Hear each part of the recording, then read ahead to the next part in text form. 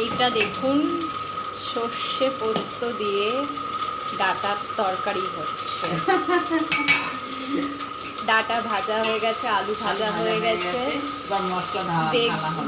বেগুন সব ভাজা হয়ে গেছে, আদা বাটা দেওয়া হয়েছে, আর এর মধ্যে জিরের গুঁড়ো, নুন আর সর্ষে পোস্তটা দেখো।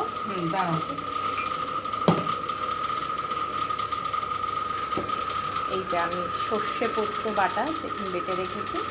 এরপরে এটা ভাজা হয়ে গেলে এর মধ্যে মশলাটা একটু কষিয়ে তারপরে সর্ষে পোস্তটা দিয়ে কষতে হবে, ভালো করে কষে তারপরে জল দিতে হবে একটু। এই যে সর্ষে পোস্ত বাটা, একটু জল আগে একটু দিয়ে নিলাম।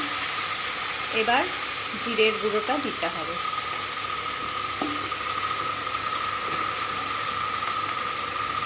জিরের গুঁড়ো আন্দাজ মতন দেবেন, যেরকম তরকারি সেরকম।